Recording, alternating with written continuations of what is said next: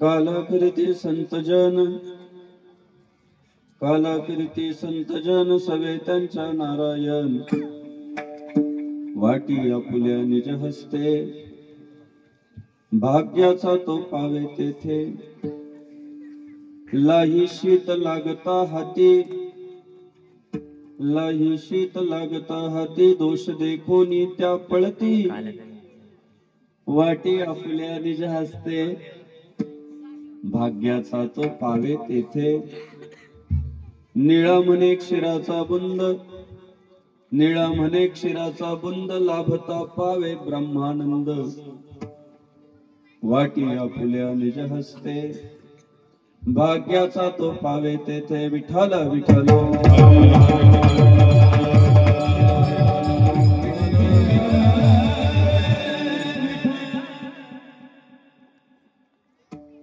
महायोग पीठे तटे भीमरच्छा,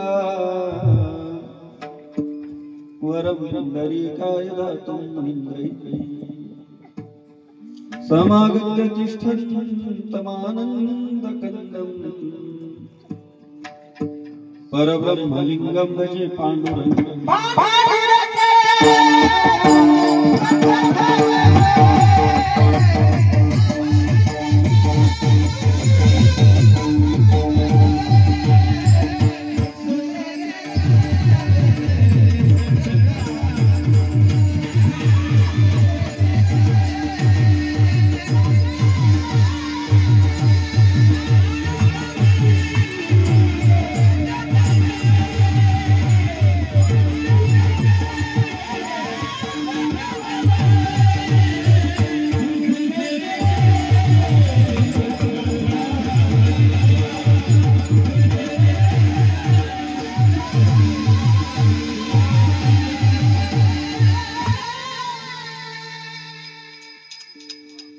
जय श्री राम.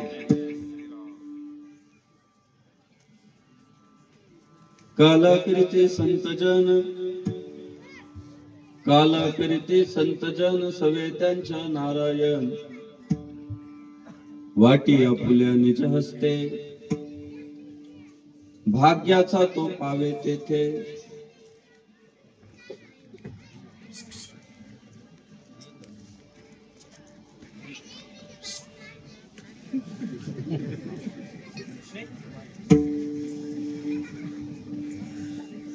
वारकरी संप्रदायानं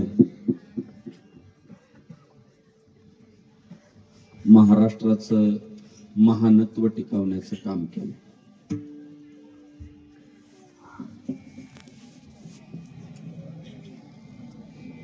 भगवान श्री ज्ञानेश्वर महाराजांपासून जरी विचार केला तरी 700 वर्ष झाली, आणि परंपरा तर त्याही अगोदरची.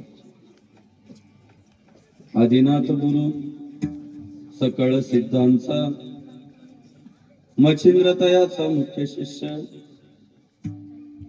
भगवान शंकरापासूनची परंपरा आहे.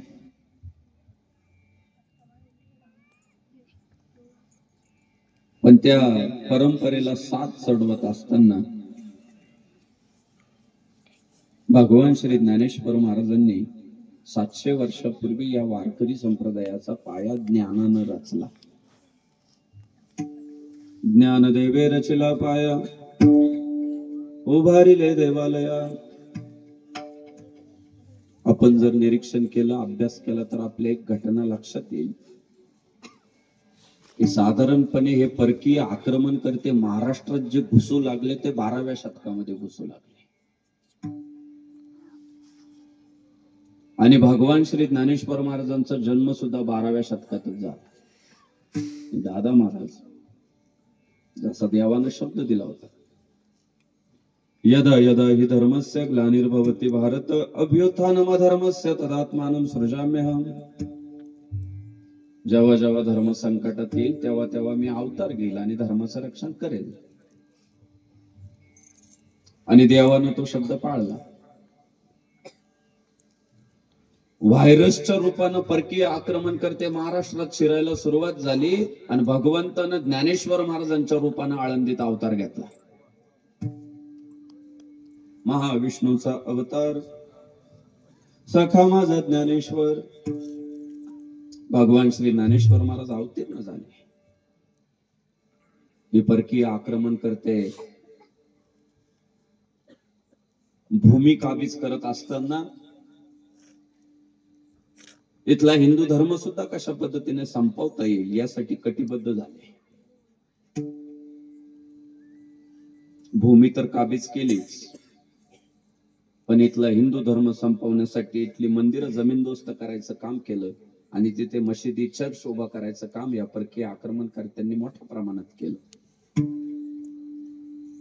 आया बहिणींच्या आबरू लुटल्या, लोकांच्या मानेवर तलवारी ठेवून माणसं धर्मांतरित केली.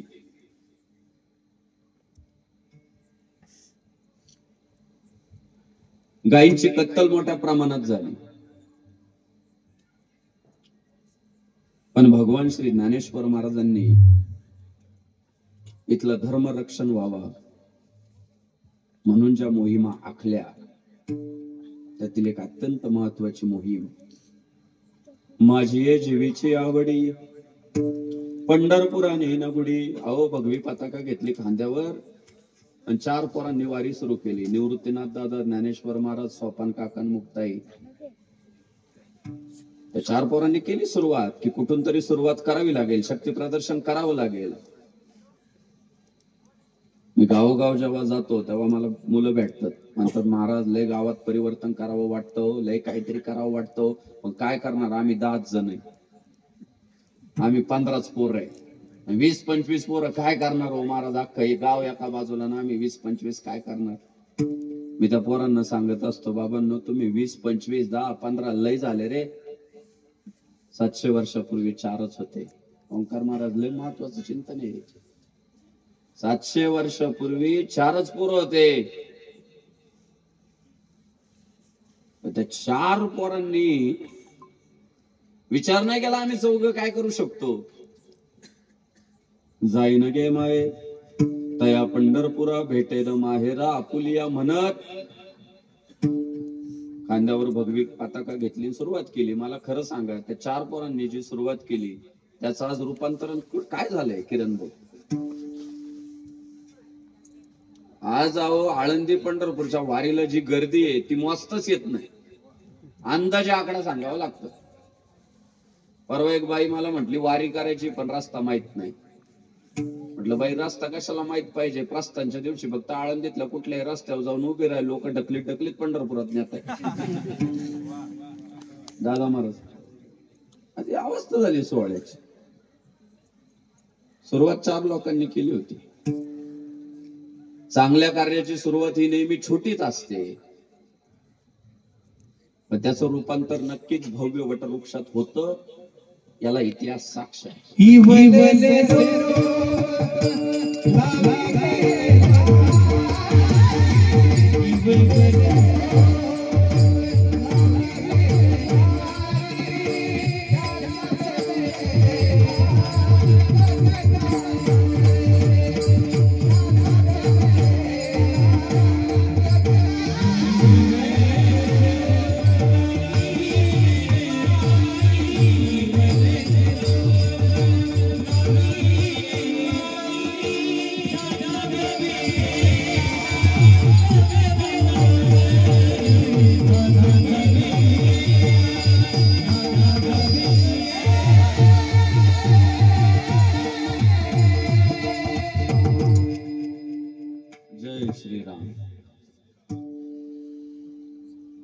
इवले सरोप लाविले द्वारी त्याचा वेलो गेला गगनावरी.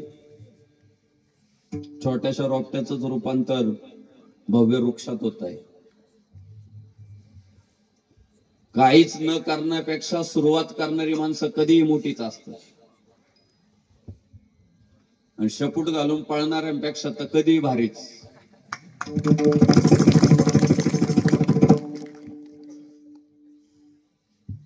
चारांनी सुरुवात केली. आज त्याचा वेलू गेला गगनावरी. झाली, सुरुवात झाली. ये मराठीचे नगरी ब्रह्मविद्येचा सुकाळू करी, घेणे देणे सुखाची वरी होऊ देई या जगा. सगळे ज्ञानी झाले पाहिजे, पंडित झाले पाहिजे. हे विश्वचे माझे घर, ऐसी मती जयाची स्थिर, किंबहुना चराचर आपण झाला. आपण इतक्या मोठ्या परंपरेचे पाईक आहे की ज्या परंपरेनं कधी स्वतःचा विचार करायला नाही लावलेला. आपण इतक्या मोठ्या परंपरेचे पाईक आहे की या परंपरेने कधी स्वतःच्या परिवाराचाही विचार करायला नाही लावलेला. या परंपरेने जर शिकवलंच काय असेल तर हेच शिकवलं, अवघाची संसार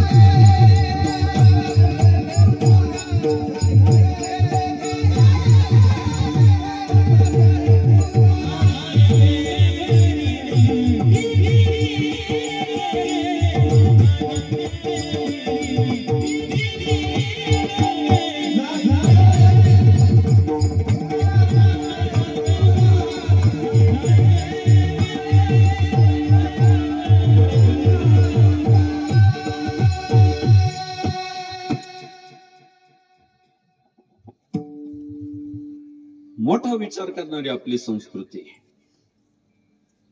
अवघाचे संसार सुखाचा करीन, आनंदे भरीन तिन्ही लोक. सगळे सुखी झाले पाहिजे, सगळे आनंदी झाले पाहिजे, हा विचार आपल्या संस्कृतीचा, आपला परंपरेचा आहे.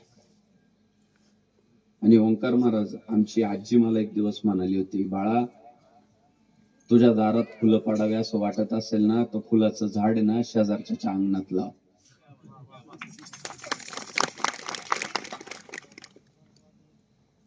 तर तुमच्या दारात फुलं पडतील.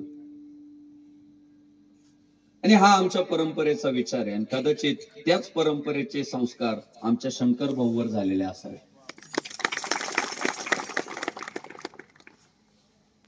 की जो स्वतःचा विचार करत नाही, जो घराचा विचार करत नाही, जो गावाचा विचार करत नाही, जो तालुक्याचा जिल्ह्याचा नाही, तो धर्माचा विचार.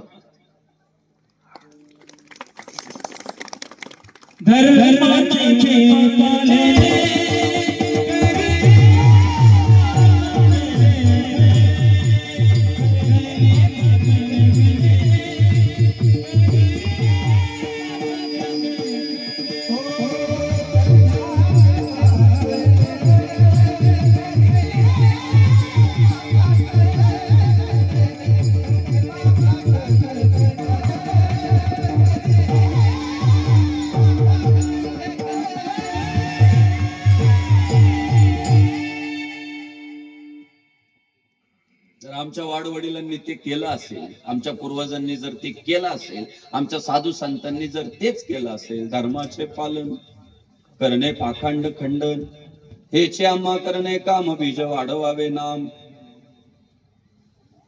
तुकाराम महाराजांना कोणीतरी म्हणाल की काय संसाराचे 3 तेरा करून घेतले.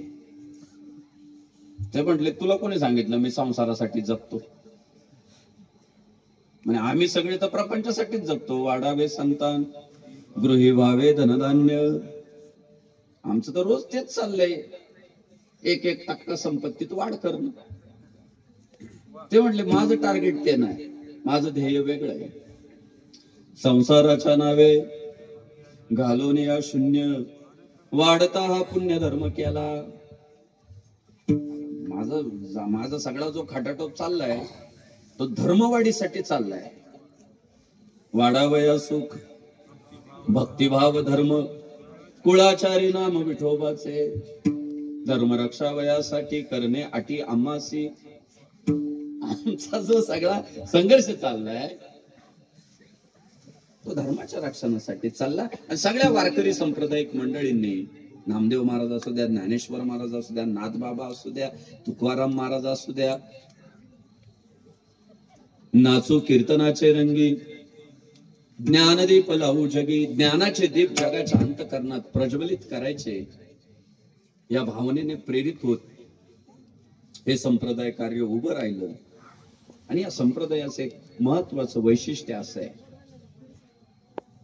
की या वारकरी संप्रदायातील कोणत्याही उपक्रमाचा समारोप हा काल्याच्या कीर्तनाने होतो. उत्सव 2 दिवसाचा असू द्या, उत्सव 3 दिवसाचा असू द्या, उत्सव 8 दिवसाचा असू द्या, नाही तर वर्षभराचा असू द्या, प्रत्येक उत्सवाचं तिकडे तोंड करून बस, पाकवायला मांडी लाव, पाकवायला बस तिकडे.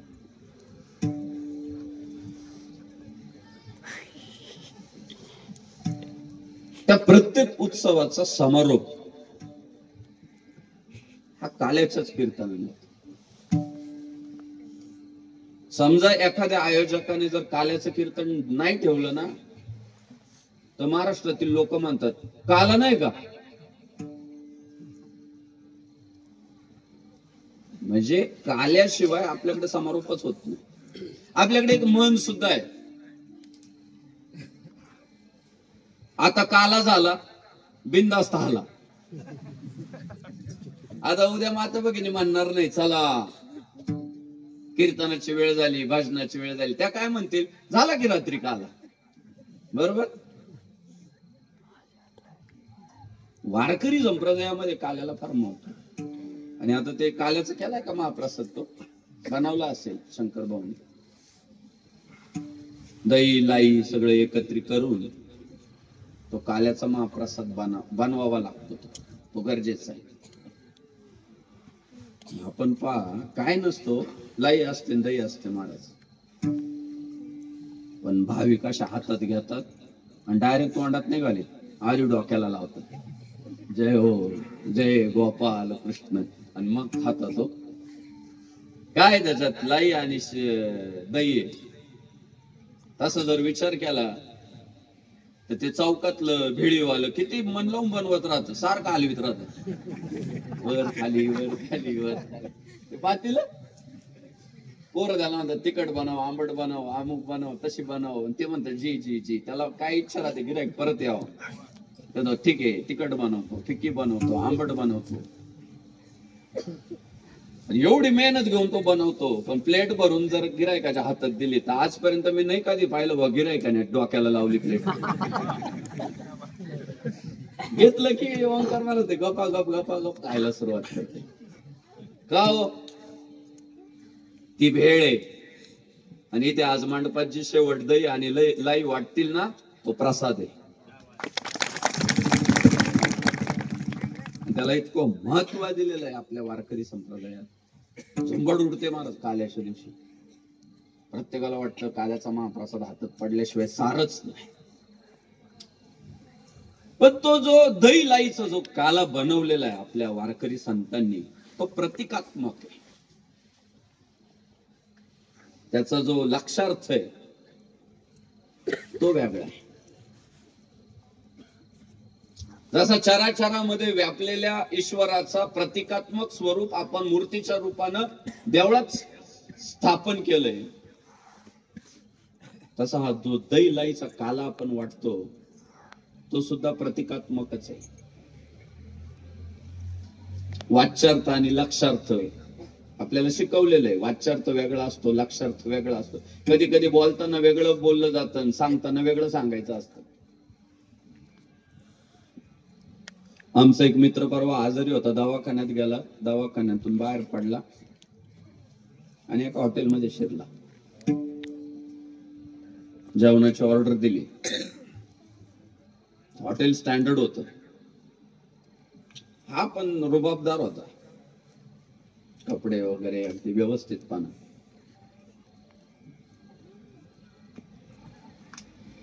छानपैकी जेवण झालं. जेवण झाल्यानंतर त्याने बिल भरलं. बिल भरल्यानंतर वेटरला सुद्धा 20 रुपये टिप दिली, गरीब आहे म्हणून.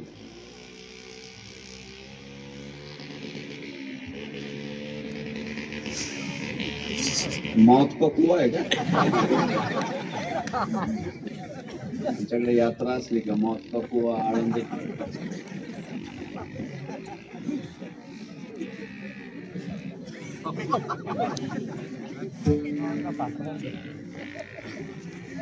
मौत का सौदागर है.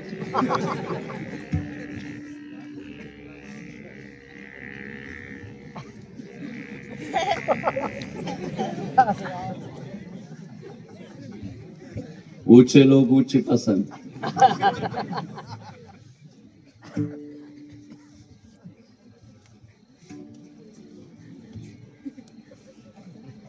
वेटरला सुद्धा 20 रुपये त्याने टिप दिली. बाउल मध्ये हात वगैरे धुतले. त्या टेबलवर बसणाऱ्या मॅनेजरचं लक्ष होतं याच्याकडे.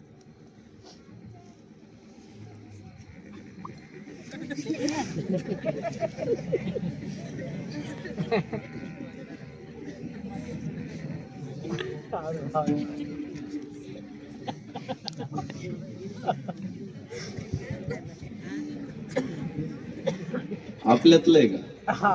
आपल्यातलं आहे ना? गावातलं आहे.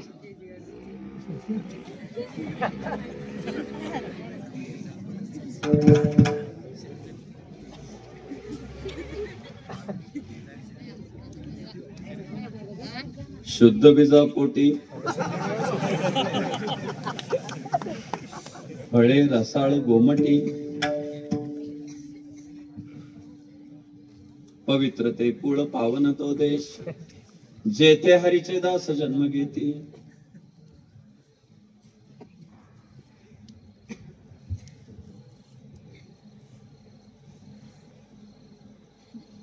ते मॅनेजर जो होता त्याचं लक्ष होतं याच्याकडे.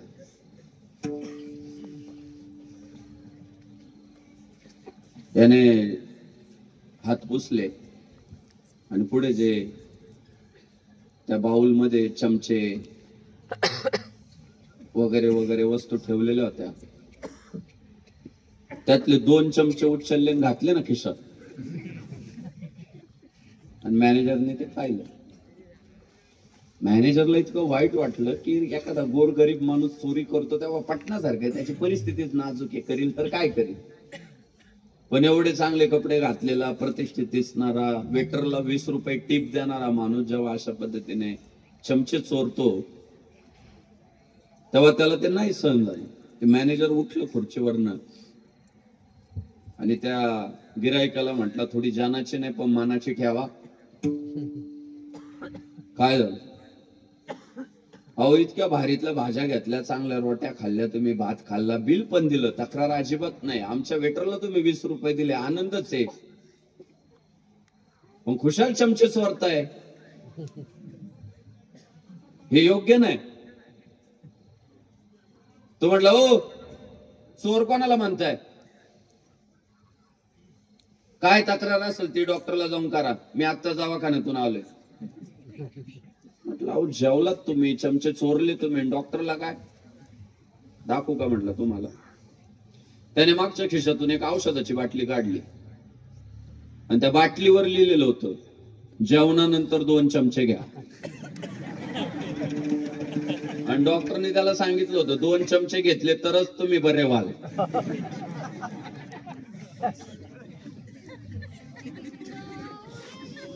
तो म्हटला, राव जेवण झालं, वेटरला 20 रुपये दिले, हात धुतले, सगळं ओके झालं, मला बरं व्हायचंय राव म्हणून 2 चमचे घेतले.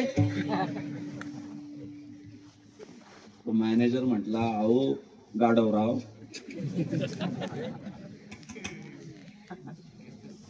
त्या बाटलीवर जे 2 चमचे घ्या लिहिलंय ते हॉटेल मधले 2 चमचे चोरा असं नाहीये. औषधाचे 2 चमचे प्या असा त्याचा अर्थ आहे. विठ्ठल विठ्ठल.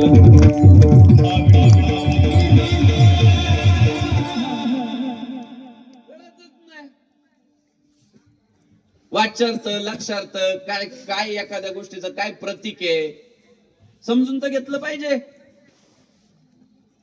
आपल्या लोकांना समजत नाही.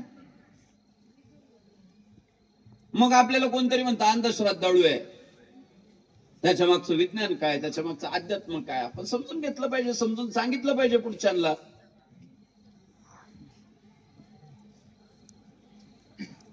आपल्या हिंदू धर्माचा जो ध्वज आहे तो भगवा ध्वज आहे. जो भगवा ध्वज सूर्यनारायणाचा, जो भगवा ध्वज भगवान श्री रामांचा, जो भगवा ध्वज भगवान श्री कृष्णांचा, तोच भगवा ध्वज छत्रपती शिवाजी महाराजांचा आणि तोच भगवा ध्वज तुम्हा आम्हा सगळ्या मावळ्यांचा. तो भगवा ध्वज म्हणजे आपला स्वाभिमान आहे, सगळ्यांचा आपला अभिमान आहे, आपली अस्मिता आहे, आपलं अस्तित्व आहे. आता शिवजयंती आली 2 दिवसावर. माझं सगळ्या हिंदू बांधवांना सांगणं आहे, तुमची भावना वाईट नसते पण तुमच्याकडून कृती चुकीची घडते. तुम्हालाही भगव्या ध्वजाचा अभिमान आहे पण त्याचा मान आपण राखला पाहिजे. तुम्ही बघा रस्त्यांमध्ये आडवे ध्वज बांधलेले असतात. रस्त्याच्या त्या बाजूला एक खांब लावायचा, या बाजूला एक खांब लावायचा, मध्ये दोरी घालायची, त्यात आडवा ध्वज द्यायचा कोंबून. तो भगव्या ध्वजाचा अपमान आहे. ध्वज कधी आडवा बांधत असतात का? ध्वज उभा पाहिजे, उभा फडकताना पाहिजे ध्वज. तुम्हाला कोणत्याच धर्माचा, इतर कोणत्याच धर्माचा ध्वज असा रस्त्यात आडवा बांधलेला दिसणार नाही. फक्त हिंदू धर्मीय लोक भगवा ध्वज आडवा बांधतात. लक्षात येत नाही आपण ध्वजाचा अपमान करतोय. हायवेला असतात, इकडे एक लाईटचा खांब, तिकडे एक लाईटचा खांब, मध्ये दोरीन द्यायचा त्याचा ध्वज घालून भगवा चाललाय ध्वज, झुलतोय ध्वज. ध्वज फडकता पाहिजे, ध्वज उभा पाहिजे. पुढे शिवजयंतीच्या कालावधीमध्ये महाराष्ट्रातल्या तमाम माझ्या हिंदू सहकाऱ्यांना माझी विनंती आहे की कृपा करून आपणच आपल्या हिंदू धर्माची इज्जत घालू नका, आपणच आपल्या भगव्या ध्वजाची किंमत कमी करू नका. ध्वज फडकावायचाच असेल ना तर उंच जाऊ द्या ना ध्वजराव, आणि फडकू द्या ना, बघू द्या ना सगळ्यांना भगवा ध्वज फडकल्यावर किती भारी वातावरण होतं.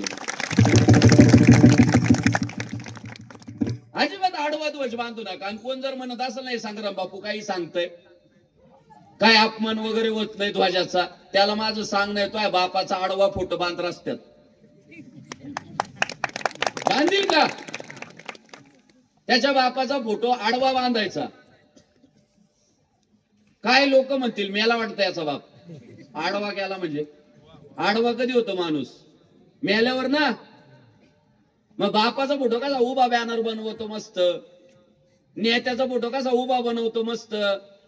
ज्याला वाटत असेल मी चुकीचं बोलतोय त्याने त्याच्या बापाचा आडवा बॅनर बांधावा, मग आमची काही तक्रार नाही. पण तुम्ही पुढच्या काळामध्ये आपल्या लोकांचं प्रबोधन करा.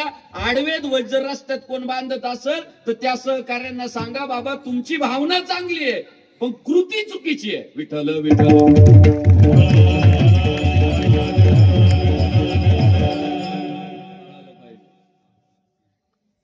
असा जो काल आहे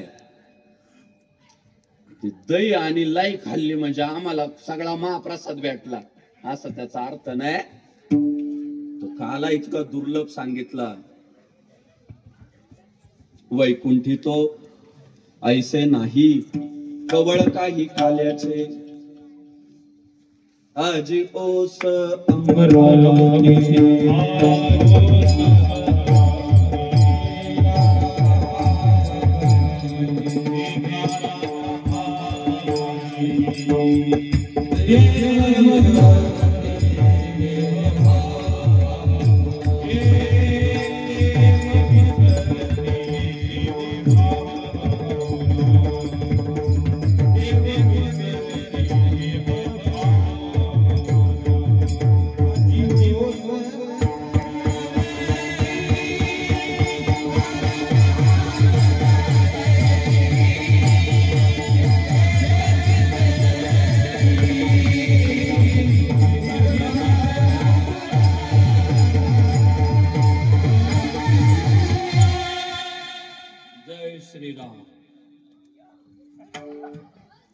आज ओसा अमरावती काला पहावया येती देव विसरते देह भावा आपुला.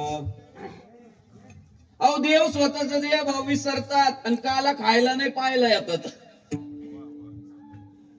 काल्याची आसे देवजळी झाले मासे. तो काला प्राप्त व्हावा म्हणून देवांनी, कारण तो काला फक्त मृत्यू लोकात आहे, स्वर्गात नाही. तुका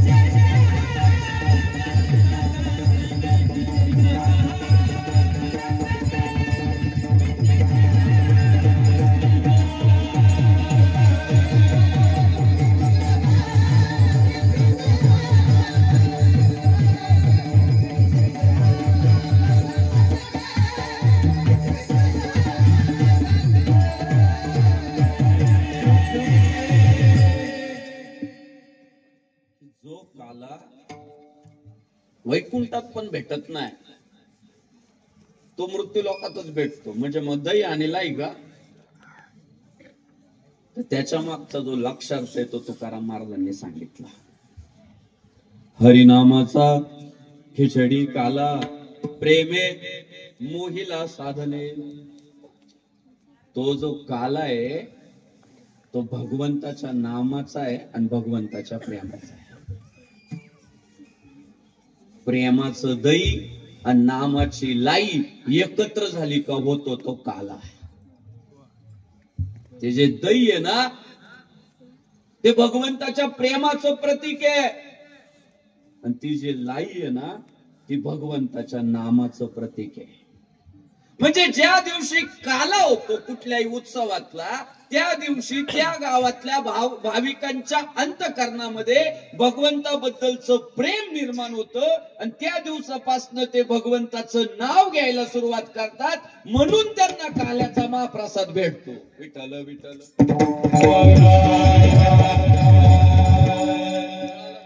काला म्हणजे काय, भगवंताचं नाम आणि भगवंताबद्दलचं प्रेम. मग भाविक भक्त म्हटले आम्हाला पण तो यथार्थ काला प्राप्त करायचा आहे. तर तो काला आम्हाला कुठं भेटू शकतो. पहिलं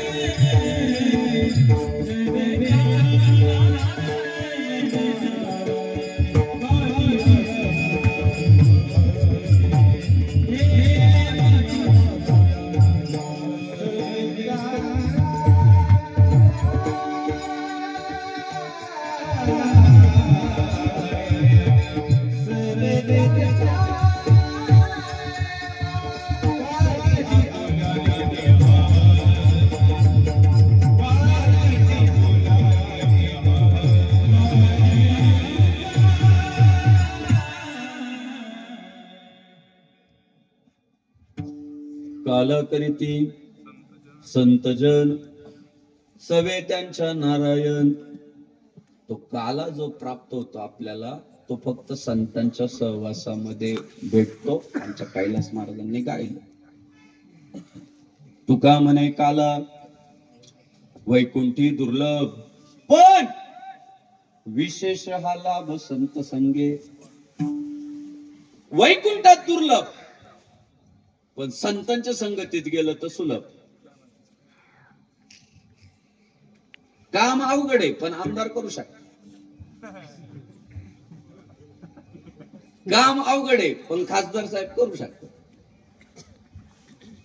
तसा काला दुर्लभ आहे पण ज्ञानोबा देऊ शकतात. एकची टाळी झाली चंद्रभागे वाळवंटी, माझा ज्ञान राजा गोपाळांशी लाया वाटी. देवाने लाया वाटल्या, ज्ञानेश्वर महाराजांनी लाई वाटली, सगळ्यांना वाटली. काला करीती संतजन सवे त्यांच्या नाराय. म्हणून तुम्हाला आम्हाला सुद्धा जर भगवंताबद्दलचं प्रेम, भगवंताचं नाम आपल्या जीवनात जर अवतीर्ण व्हावं असं वाटत असेल तर पर्याय एकच आहे, दरवर्षी या धर्म मंडपात येणे. आणि आल्यानंतर काय करणे? विठ्ठल विठ्ठल विठ्ठला पांडुरंग विठ्ठला.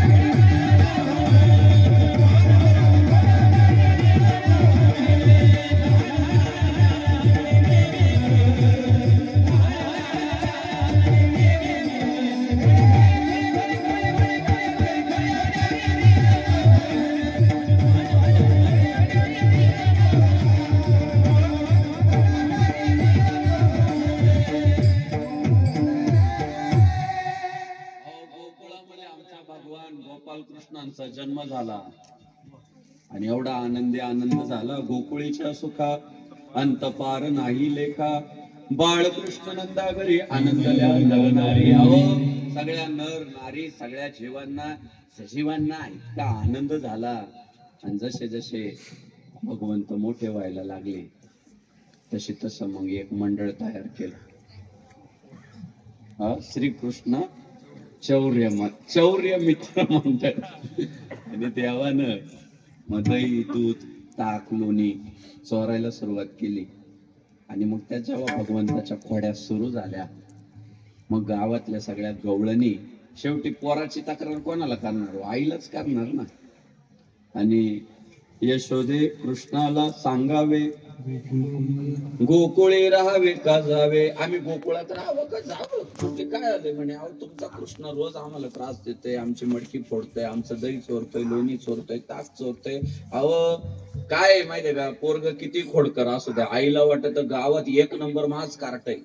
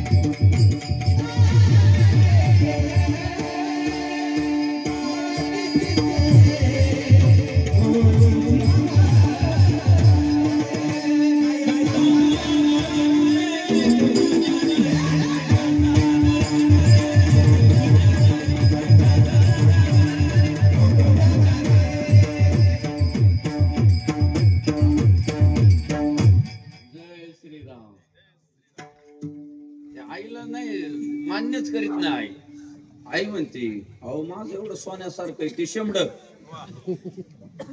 बाळ सगुण गुणाचे ताने ग बाळ दिसतय गोजीर वाने ग काय सांगा त्या गाराने ग 5 वर्षाचा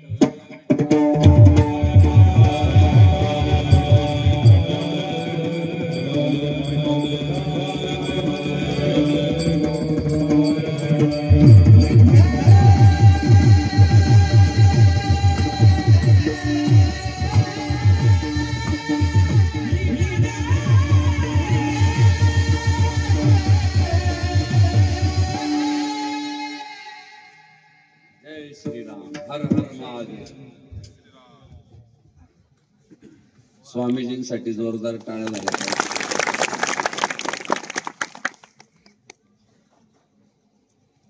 आईने आधी नाही कबूल केलं, पण दिवसेंदिवस जेव्हा तक्रारी वाढू लागल्या तेव्हा यशोदे मातेकडे एकच पर्याय शिल्लक राहिला. आईनं जवळ बसून घेतलं भगवंताला. त्याला म्हटली, बाळा रोजच तक्रारी येत आहे रे, आणि आता तुला सुधारवण्यासाठी माझ्याकडे एकच पर्याय, गायी घ्यायच्या आणि रानात जायचं.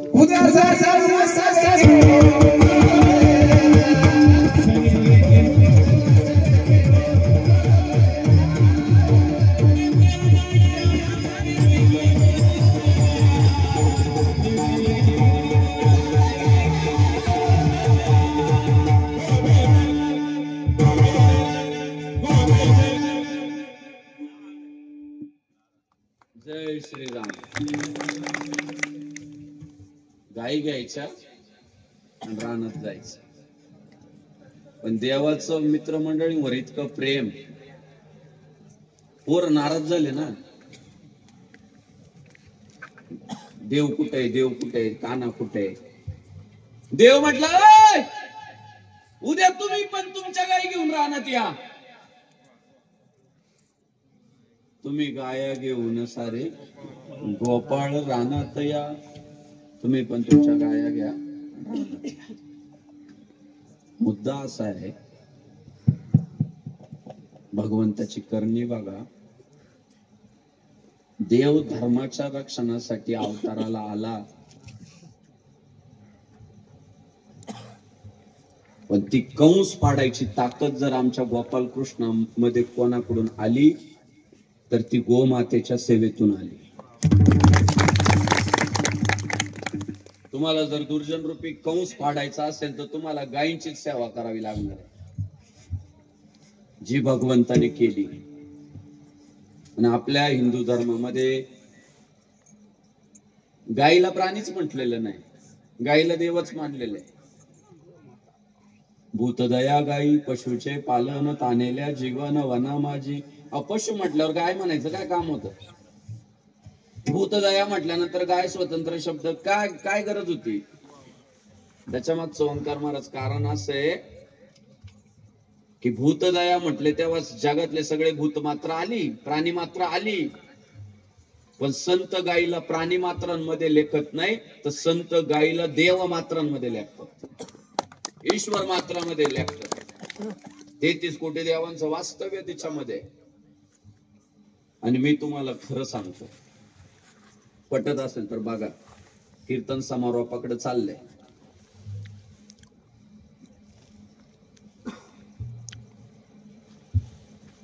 प्रचंड श्रीमंत आपला हिंदुस्थान होता, हे म्हणण्यात काही अर्थ राहिलेला नाहीये. इतका श्रीमंत होता इथला हिंदू, इतका श्रीमंत होता की आपल्याकडे दिवस मावळला ना तर झाडू देत नव्हते. अजूनही नाही देत झाडू. कधी विचार केलाय का ती प्रथा का पडली? ती प्रथा पडण्यामागचं कारण असं होतं, आमच्या हिंदू बांधवांच्या घरात संपत्ती तितकी असायची की सोन्या चांदीचे दागिने घरात कुठेही पडलेले असायचे, आणि दिवस मावळल्यावर जर झाडलं तर ते दागिने कचऱ्यात जायचे. म्हणून जुन्या लोकांनी नियम केला, अंधार पडला का झाडायचंच नाही. आणि ती परंपरा आजही चालू आहे. मी काय म्हणतो महाराजजी, कधी झाडा ना आता. परंपरा आपण सांभाळली, पूर्वजांचा आदर केला, पण मी प्रॅक्टिकली जर विचार केला तर कधी झाडा ना आता. सापडलं तर काय सापडल? केस नाही तर नख. काय अवस्था झाली राव. ज्या देशात उत्तम होती शेती, मध्यम होता व्यापार आणि कनिष्ठ होती नोकरी, त्या देशाची वाताहत इतकी झाली, उत्तम झाली नोकरी, मध्यम झाला व्यापार आणि कनिष्ठ होऊन गेली शेती. आज आमचा शेतकऱ्याचा पोरगा जर लग्नाला आला ना, शेती करतो म्हटल्यावर पाहुणे रावळे सुद्धा म्हणतात यंदा तिचं करायचं नाही. करायचंय पण शेतकऱ्याला नाही द्यायची. ही वाताहत झाली. आज शेतकऱ्यांचे पोरं खोटे नाटे बिझनेस टाकायला लागले. त्याचा हार्डवेअर आहे फुलंब्रीला. कायच हार्डवेअर आहे? लग्न झालं हक्क आणलं भरून घरी. खोटं नाटक काय काय करायचं, काय काय वेळ आली राव आमच्यावर. कुठं चुकला आमचा शेतकरी? त्याने मसोबाला नैवेद्य नाही दाखवला, ग्रामदैवताला नैवेद्य नाही दाखवला, आई बापाची सेवा नाही केली, काय चुकलं? काय काहीच चुकलं नाही हो त्याच. या जगात सर्वात प्रामाणिकपणे जर काम कोण करत असेल तर तो फक्त शेतकरी करतोय.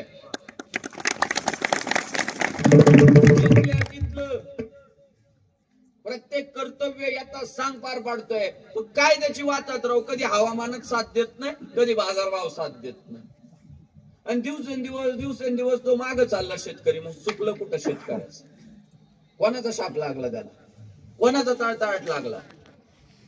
पटत असेल तर विचार करा. त्याने बाकी सगळं बरोबर चालवलंय, पण आपल्या हिंदूंच्या शरीरातील रक्ताच्या थेंबा थेंबामध्ये सिंहाचा वाटा जर कोणाचा आहे तर गाई बैलांचा आहे. हे ट्रॅक्टर ट्रॉल्या काल आले. आपल्या पूर्वजांनी जे परिवार आपले चालवले ना, ते बैल जोडीच्या जीवावर चालवले.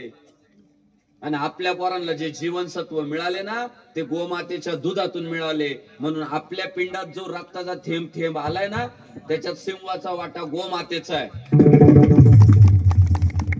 आणि स्वामीजी, ती गोमाता वाचवण्यात आमचा शेतकरी कमी पडला आणि तिथून याचा ऱ्हास सुरू झाला.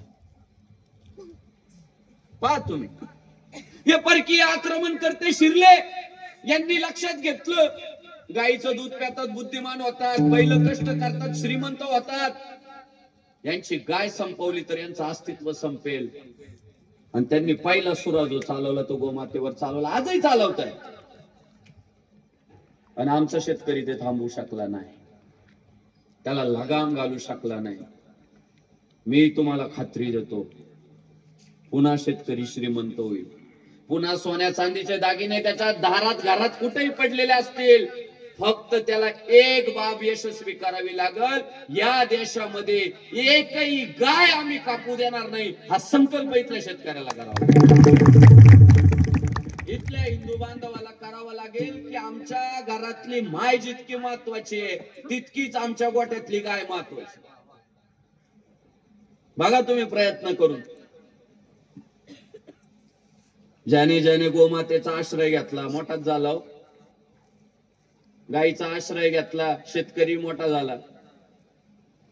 गाईचा आश्रय घेतला, सरकार मजबूत ताकदीने आलं. लोकसभेला दाताडावर पडलेलं सरकार, विधानसभेला फक्त म्हटलं गाय फक्त प्राणी नाही महाराष्ट्रात, राज्य माता आहे, भगवा महाराष्ट्र. गाईला राज्यमातेचा दर्जा दिला फक्त 1.5 महिना आधी, भगवा झाला महाराष्ट्र. गाय तारते हो, गाय हरू देतच नाही.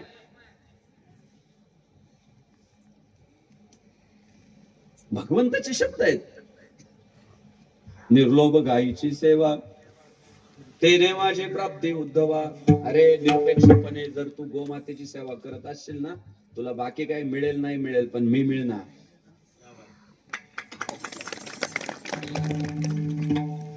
आणि तो सगळं आपली परंपरा, आपला इतिहास, आपला धर्म बघत आमचे सहकारी गोरक्षक, या गावचे भूमिपुत्र, या परिसराचं वैभव शंकर भाऊ म्हसलकर अत्यंत कमी वयापासून गोरक्षणाची चळवळ राबवत आहे. त्यांनी अनेक कत्तलखान्यात जाणाऱ्या गायी सोडवल्या आणि त्या वेगवेगळ्या गोशाळांना दान दिल्या, शेतकऱ्यांना दान दिल्या, की जे सांभाळणार आहेत, गोमातेची सेवा करणारे अशा शेतकऱ्यांना दान दिल्या. पुढच्या काळात त्यांच्या लक्षात आलं की सगळे शेतकरी गाय सांभाळू शकत नाही, सांभाळण्याची इच्छा नाहीये. मग कत्तलखान्यातून सोडून आणलेल्या गायी ठेवायच्या कुठं? म्हणून त्यांनी स्वतःच्याच गावामध्ये श्री गोकुळ निवास गोशाळा ट्रस्ट स्थापन केलं आणि त्या माध्यमातून आज स्वतः गोशाळेमध्ये गायींचं संगोपन करताय, सेवा करताय. मला त्यांच्या मित्रपरिवारानं सांगितलं की आमच्या शंकर भाऊनी संकल्प केला की जोपर्यंत गायींसाठी चांगलं छत उभं राहत नाही तोपर्यंत हा शंकर पण स्वतःसाठी घर बांधणार नाही.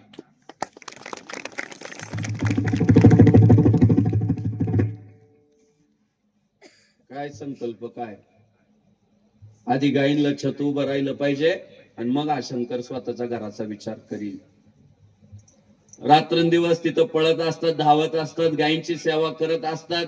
जिल्ह्यातून कुठूनही फोन आला की इथं इथं संशय येतोय, कत्तलीसाठी गायी चालल्याय, हा बाबा स्वतःचं पेट्रोल डिझेल जाळून त्या ठिकाणी जातो, त्या कसायांवर कारवाई करतो, त्या गायी सोडवतो आणि ते पुण्यकर्म आपल्या पदरात पाडून घेतो. हे सगळं करत असताना इतर हिंदू बांधवांमध्ये सुद्धा गोसेवेची बीज पेरली गेली पाहिजे. आपल्या गोमातेबद्दल प्रेम निर्माण झालं पाहिजे, आपल्या हिंदू सनातन धर्म संस्कृतीबद्दल अभिमान वाटला पाहिजे. म्हणून प्रबोधनाची चळवळ राबवत असताना अत्यंत कमी वयामध्ये त्यांनी संकल्प असा केला की 108 भागवत कथा आयोजित करायच्या, गोपाल कृष्णाचं चरित्र सांगायचं, भगवंतानं केलेली गोमातेची सेवा जगासमोर मांडायची आणि एकंदरीत धर्मप्रेम वाढवायचं. या भावनेतून त्यांनी 108 भागवत कथा महाराष्ट्रभर संपन्न करण्याचा संकल्प केला. आणि दादा 30-32 वर्षाचा युवक आहे, पण आतापर्यंत 16 कथा आयोजित करून झाल्या. 16वी कथा ही. या 16व्या कथेमध्ये आज काल्याचं कीर्तन सेवा करण्याचं भाग्य मला प्राप्त झालं. अत्यंत विरक्त अशा प्रकारचं व्यक्तिमत्व आहे, थोडं स्वाभिमानी पण आहे. मी त्यांना सांगितलं मागाशी की कार्यक्रमाचं आयोजन करणाऱ्यांमध्ये 2 प्रकारचे लोक आहेत. एक प्रकारचा वर्ग असा आहे की एखाद्या कार्यक्रमाचं आयोजन केलं का 10-15 लाख अकाउंटला जमा होतात, त्याला प्रॉफिट असं म्हणतात. एखादा कार्यक्रम केला की 10-15 लाख अकाउंटला प्रॉफिट शिल्लक. आणि एक कार्यक्रम आयोजन करणाऱ्यांचा वर्ग असा आहे का एखादा कार्यक्रम केला का त्यांना एखादं एकर विकावा लागत, म्हणजे स्वतःचा लॉस होतो त्यात. आणि आमचा शंकर भाऊ दुसऱ्या वर्गातला आहे की कार्यक्रम केल्यानंतर त्याला कवडी मिळत तर नाही, पण घरातून पैसे घालावे लागतात. मला त्यांच्या सहकार्यांनी सांगितलं. मी म्हंटल बरं झालं मला सांगितलं. मी मायबापांना तुम्हाला एकच विनंती करतो, माझी गाडी माझे माडेन माय बायकोची गोलगोल साडी असा विचार करणारे 100त 99 माणसं आहे. किती? 99. पण माझा हिंदू धर्म वाढला पाहिजे, माझी गाय वाचली पाहिजे असा विचार करणारा शंकर मसलकर एखादा असतो, एखादा. माझी गाडी माई माडेन माय बायकोची गोलगोल साडी करणारे 5 गेले ना फारशी पोकळी निर्माण होत नाही. पण माझा हिंदू धर्म, माझा हिंदू धर्म, माझी गोमाता असं करणारा एखादा शंकर मसलकर जर गेला ना फार मोठी पोकळी निर्माण होत असते. ही आपली संपत्ती आहे, ही आपली ताकद आहे. ते जर करताय कोणासाठी तर तुमच्या आमच्या सगळ्यांसाठी करताय. व्यक्तिगत काय स्वतःचा स्वार्थ नाही. मला त्यांच्या सहकार्यांनी सांगितलं, मागे जमीन गहाण टाकली उत्सव करण्यासाठी, व्याज भरताय. यंदाचा उत्सव करताना गाडी विकली, गाडी विकून टाकली. 4 व्हीलर गाडी की जी गोरक्षणासाठी वापरली जाते, विकली ती गाडी. म्हटलं असं परमार्थिक आजपर्यंत नाही पाहिलं मी कधी.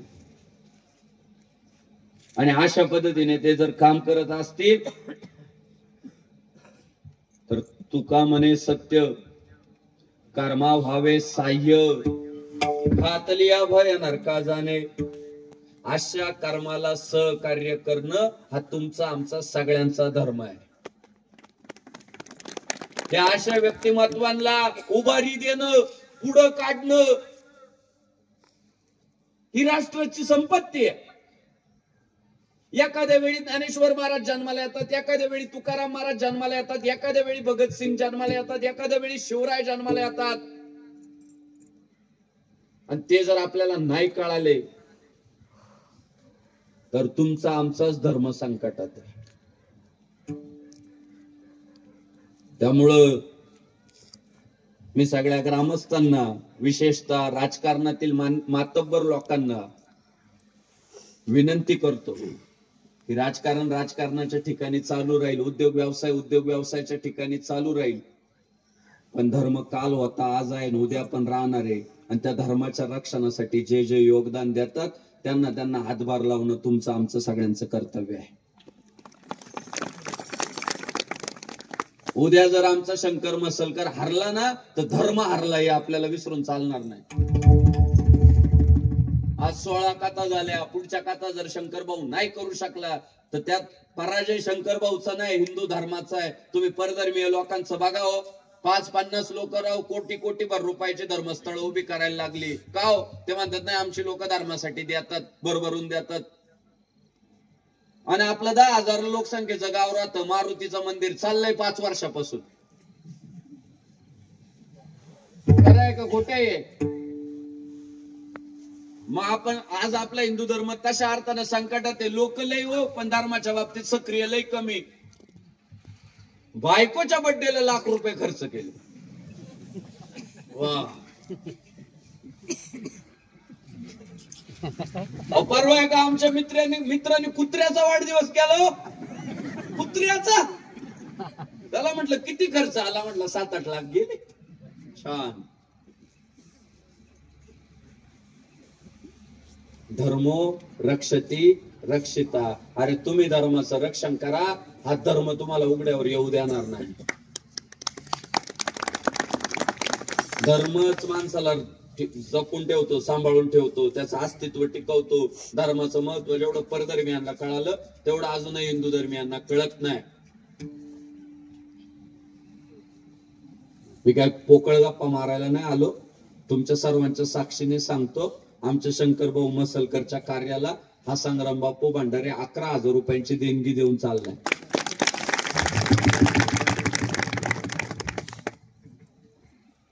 तुम्ही आणि ज्ञानेश्वर महाराजांचा प्रमाण आहे, तपे विन दैवत, दिधल्या विन प्राप्त. दिल्याशिवाय तुम्हाला मिळू शकत नाही. हे उद्योगपती बघा, मोठे 1-1.5 कोट डायरेक्ट एखाद्या धर्म कार्याला देतात का? त्यांना कळत नाही का रुपया जोडायला पाहिजे म्हणून? पण त्यांना त्याचं रहस्य कळालंय दानाचं, की दिल्याने वाढतंय. ते रहस्य तुम्हाला आम्हाला सुद्धा कळालं पाहिजे. ओंकार महाराजांना माहित आहे तो विषय. आमचा एक मित्र कर्जबाजारी होता, काहीतरी 5-1 लाख रुपये कर्ज असेल. मला आला भेटायला, बापूराव काहीतरी पर्याय सांगा राव. म्हटलं आता किती पैसे खिशात? म्हटलं 5,000 आहे. म्हटलं एक काम कर, त्यातले 1,000 गोशाळेला देऊन टाक. तो म्हटलं तुम्हाला मारूनच टाकायचंय बा मला. आधीच 5 लाख खर्च, आता राहिले खिशात 5,000 आणि म्हणता 1,000 दे गोशाळेला. प्रयोग तर कर. असंही कर्ज बाजारीच ना तू. 1,000 मला दिले म्हणून गोशाळेला दे. तो म्हटलं चला आता सगळंच करून झालंय, तुम्हाला जर मला मारूनच टाकायचंय. राग 1,000 रुपये दिले बा गोशाळेला. आणि कालावधी गेला महाराज, 6-7 महिन्याने मला फोन केला. मला म्हटलं बापू काय अडचण असली तर सांगा बरं का, 2-2.5 लाख रुपये पडू नये अकाउंटला. ते 5 फेडले, 2.5 अकाउंटला पडू नये. हे दानाचं महत्व,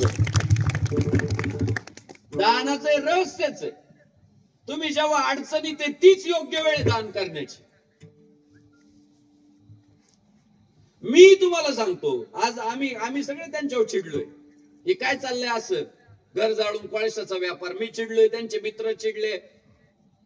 सगळ्यांनाच आम्हाला सगळ्यांना त्यांचा राग आलाय.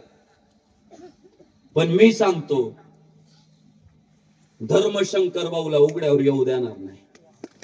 माझं वाटतं लिहून ठेवायचं. सत्य संकल्पाचा दाता नारायण, सर्व करी पूर्ण मनोरथ. संकल्प जर सत्य असेल, त्याच्या मागे जर स्वार्थाची बीज नसतील, तर ईश्वरी शक्ती त्याच्या पाठीशी उभी राहणार म्हणजे राहणार. तशा पद्धतीने काम आमचे शंकर भाऊ करताय. गोपाल कृष्णाने सुद्धा सगळ्या सवंगड्यांना सोबत घेतलं आणि रानामध्ये गायी वळल्या. पण गायी वळत असताना तिथे सगळ्या पद्धतीचे खेळ झाले. आता 10:30 वाजले. मग पोरं म्हटले, किती वेळ खेळायचं, शेवटी मर्यादा आहे ना. खांदीबार पोटी भूक, काय खेळावयाचे सुख. आणि मग देवानं सगळ्या गोपाळांना असं बसवून घेतलं. कोण म्हटला, देवा तुमच्या डब्याला भारी भारी असलो, पनीर असेल, मशरूम असेल,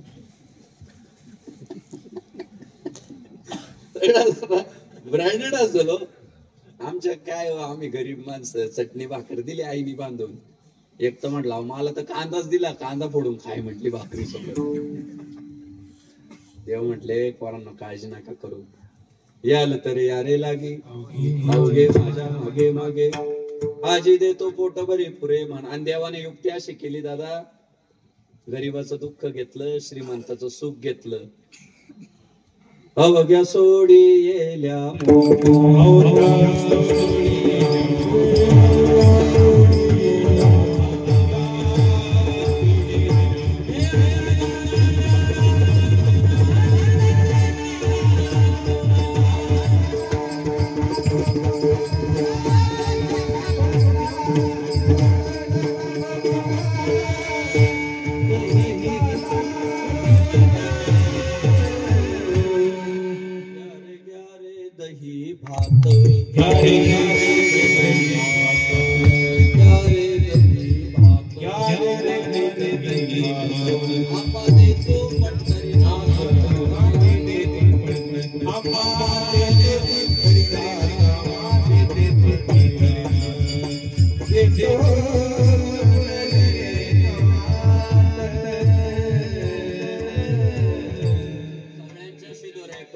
अवघ्या सोडी गेल्या मोठा, आजीचा दही खाला गोमटा, घ्यारे घ्यारे दही भात, आम्हा देतो पंढरीनाथ. आणि सगळ्यांच्या शिदोऱ्या एकत्रित करून यमुनेच्या तीरावर जो झाला तो गोपाळ काला झाला.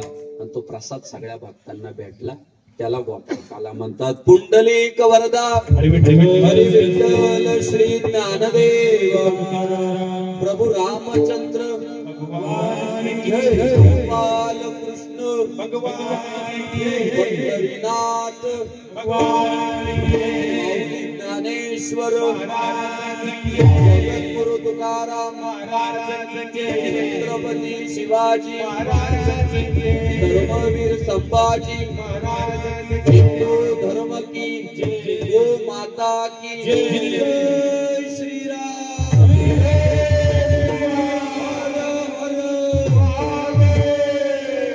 ज्ञानेश्वर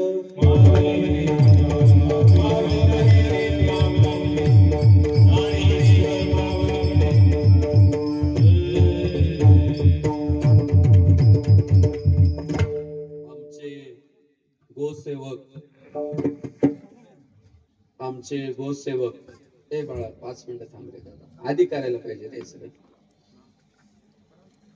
आमचे गोसेवक सहकारी शंकर भाऊ मसलकर व समस्त पंचक्रोशीतील गावकरी मंडळी व सर्व मित्र मंडळी भाकरवाडी यांनी आयोजित केलेला हा श्रीमद भागवत कथा महोत्सव कथाकार प्रभाकरजी महाराज शास्त्री अवनधाम आश्रम डोंगरगावकर यांची कथा संपन्न झाली व या सगळ्या उपक्रमाला ज्यांचे शुभ आशीर्वाद लाभले असे आम्हा सर्व वारकरी विद्यार्थ्यांचे आदर्श गुरुवर्य संजयजी महाराज पाचपोर यांच्या शुभाशीर्वादानं श्री गोकुळ निवास गोशाळेच्या वर्धापन दिनाच्या निमित्तानं ही भागवत कथा महोत्सव आयोजित केला. आज काल्याचं कीर्तन माझ्याकडे दिलं, त्याबद्दल मी आमचे शंकर भाऊ मसलकर त्यांचे मनापासून धन्यवाद व्यक्त करतो. आज या कीर्तन साथीसाठी आवर्जून उपस्थित असणारे आमचे अत्यंत प्रिय मित्र वारकरी संप्रदायाचं वैभव भजन सम्राट ओंकार महाराज जगताप. जोरदार टाळ्या या धर्म मंडपामध्ये ओंकार महाराजांसाठी झाल्या पाहिजे. व आमचे दुसरे सहकारी प्रिय मित्र हरिभक्ती पारायण भजन सम्राट कैलासजी महाराज पवार त्यांच्यासाठी सुद्धा जोरदार टाळ्या झाल्या पाहिजे. ही दोनही महाराष्ट्रातील अशी रत्न आहे वारकरी संप्रदायातील की गावोगावची सप्ताह कमिटी यांनी एक दिवस तरी हजेरी लावावी म्हणून पाठपुरावा करत असतात स्वामीजी. पण ही दोघं इतकी व्यस्त असतात की आज सुद्धा सकाळी एक कार्यक्रम होता कुठेतरी 150-200 किलोमीटरला, पण शंकर भाऊंनी दोघांनाही आग्रह केला की दोघांनाही यावंच लागेल. आणि शंकर भाऊंच्या आग्रहाला मान देत जवळजवळ 200-250 किलोमीटरचा प्रवास करत आमचे सहकारी मित्र भजन सम्राट ओंकार महाराज व भजन सम्राट आमचे कैलास महाराज हे दोघही गुरुबंधू उपस्थित राहिले. मी दोघांचे मनापासून आभार व्यक्त करतो. त्यांच्या भावी वाटचालीसाठी खूप शुभेच्छा देतो. आपल्याकडून उत्तर काळामध्ये अशीच वारकरी संप्रदायाची खूप सेवा घडो, खूप कीर्तन अशीच रंगवत जा.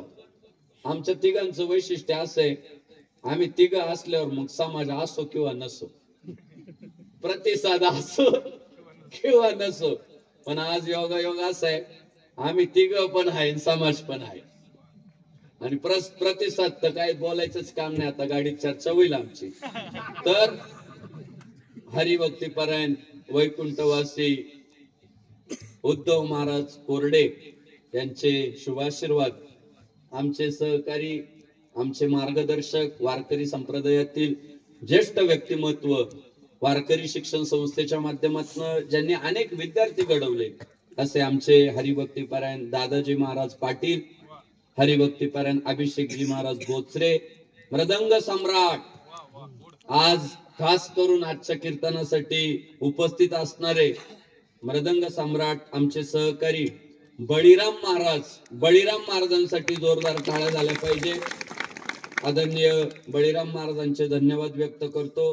हरिभक्ती पारायण अभिषेक महाराज जाधव, हरिभक्ती पारायण ओम महाराज घनगाव, हरिभक्ती पारायण आदिनाथ महाराज कुबेर, हरिभक्ती पारायण बाळू महाराज चोपदार व परिसरातील सर्व महाराज मंडळी, पाहुणे मंडळी, हरिभक्ती पारायण नितीनजी महाराज गवाड, स्वामी विशुद्धानंद सरस्वतीजी महाराज, गायत्री आश्रम वाघोळा स्वामीजी उपस्थित राहिले. त्याचप्रमाणे स्वामी सोमेश्वर गिरीजी महाराज या दोनही महंतांसाठी जोरदार टाळ्या झाल्या पाहिजे. त्यांचं हार्दिक स्वागत, आभार या मंडपामध्ये आपण व्यक्त करूया. शंकराचार्य आश्रम बगडी गंगापूर, त्याचप्रमाणे रंगनाथ महाराज गाडेकर, सत्संग प्रमुख विश्व हिंदू परिषद, या सगळ्या मान्यवर मंडळींचे मी अत्यंत मनापासून आभार व्यक्त करतो. गोरक्षक साऊंड सिस्टीमचे आभार व्यक्त करतो. व्हिडिओ शूटिंग साठी उपस्थित असणारे सगळे चॅनल्स आपले धन्यवाद. लाईट व्यवस्था, डेकोरेशन, माता भगिनी, गावचे सरपंच, उपसरपंच, सोसायटीचे चेअरमन, डायरेक्टर, विरोधी पक्ष नेते, आपले मनापासून धन्यवाद. बाकी धर्म कार्यासाठी दूर दूरवरनं आलेले गोरक्षक, माझे सहकारी मित्र रविदादा पडवळ त्यांचे सहकारी आहे, माझे गुरुवर्य मिलिंद भाऊ एकबोटे त्यांचे सहकारी आहेत, व शिवप्रतिष्ठान असेल, बजरंग दल असेल, सगळ्या हिंदुत्ववादी संघटनांचे सहकारी, त्यांचे धन्यवाद. आमच्या भारतीय सैन्यात ज्यांनी मोलाची कामगिरी बजावली असे माझे मित्र किरण भाऊ खरात उपस्थित आहे. किरण भाऊंचे मनापासून धन्यवाद. त्यांच्या सगळ्या सहकार्यांचे धन्यवाद. बोलण्याच्या ओघामध्ये चुकून कोणाचा नामोल्लेख राहिला असेल तर आईच्या अंतःकरणानं माफ करा. माझ्यावर प्रेम करणारे आमचे सहकारी